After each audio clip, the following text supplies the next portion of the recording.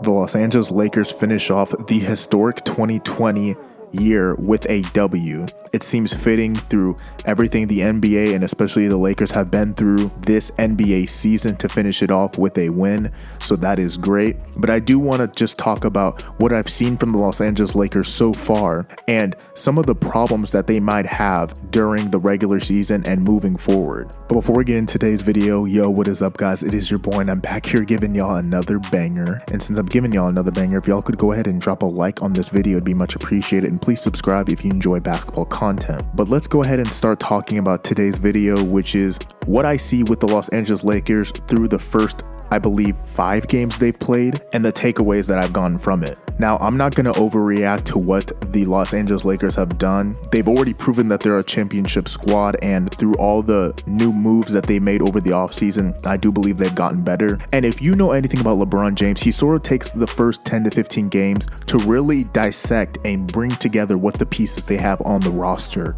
So with all the new pieces, it is going to take time to form chemistry, to really find a game plan that works, and to have the new pieces know their roles. And so you can kind of see that the Lakers are kind of just going through the motions and things of that sort. But even with all this, I do find a few problems that I have with the Los Angeles Lakers so far. Now, mind you, I'm talking about problems and not issues. I believe that the Lakers have problems. Issues are things that you just can't solve. Like, you're just going to have to really dig deep and you're going to have to do something really outlandish to fix them. Problems are a lot easier because there are problem solvers and things of that sort, so it's a lot easier to deal with. One of the issues that I have is interior defense, because if you've been watching the Lakers so far, every team that they've been playing against, they have been living in the paint. They're driving to the paint with such veracity and they're doing it so often, and they're really converting very often. When you see these teams going into the paint, they really are just going straight down the lane and they're getting whatever they want. It's unbelievable. And I know Marc Gasol is kind of older, and I do believe that Marc Gasol is a player who's going to become more valuable in the playoffs, sort of like a Rondo. When the pace starts to slow down and you're forced more into the half court setting,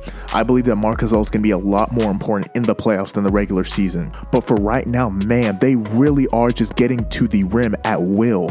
They're really converting a lot, and I think that is kind of a problem that the Lakers are having, which is interior defense. Now, Anthony Davis has been kind of okay. He hasn't been great, but I kind of think that he's just kind of dealing with something right now. I think that he had like an issue with his left calf, or he had some sort of injury with his legs, so he wasn't really trying to go all out. But I do believe that if Anthony Davis goes into like his playoff mode, and the Lakers will have one of the best rim protectors in the entire league in Anthony Davis. But for right now in the regular season, they are letting teams get whatever they want in the paint, and it's kind of frustrating. Another problem with the Lakers is that they're having turnovers all the time. They turn over the ball a lot.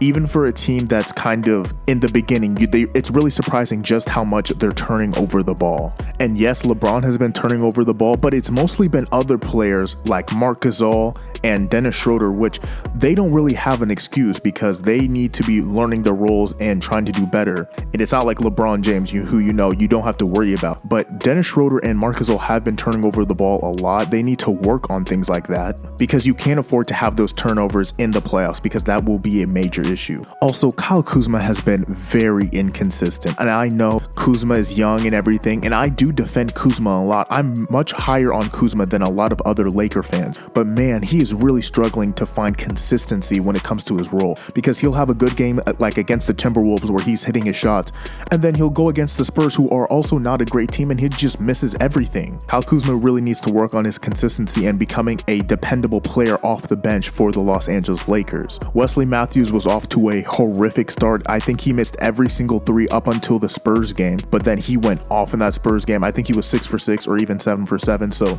I have nothing bad to say about Wesley Matthews now, because he is starting to slowly find his role. Another thing is that I do believe that during the buyout period or the trade deadline, that the Lakers should try to pick up another big, because I know I specified about how the Lakers have poor interior defense, but honestly, they just look small at times. And it's no disrespect to Montrezl Harrell, who I love. I think he was a fantastic pickup, and I would do it over again if they could. But at times, the Lakers really do look small under the rim. Like, there were several times where other bigs were just out rebounding them. They were glass glass cleaning, they're putting up easy second chance points because there's no big man to get the rebounds. And you can chalk some of it up to just, oh, the Lakers aren't really boxing out, they're not really trying, but still, at just times, the Lakers look very small, and I do believe that's a little bit of concern when we're talking about this team. I'm not really sure what type of players are out there when it comes to the buyout market for bigs, but I would definitely look at it because they do just need a traditional backup big. That's it. Like a glass cleaning, rebounding, lob catching big. That's it. He doesn't have to do anything spectacular, especially with like threes or anything. Just a traditional backup big who can grab rebounds, set picks, stuff like that, because the Lakers are struggling when it comes to height a little bit whenever you see Montrezl out there, because they do look a bit small. But that's all I have for you guys today. Thank you guys so much. If you listened this far, please check out my other videos. I have tons of other videos that I believe that you guys would enjoy.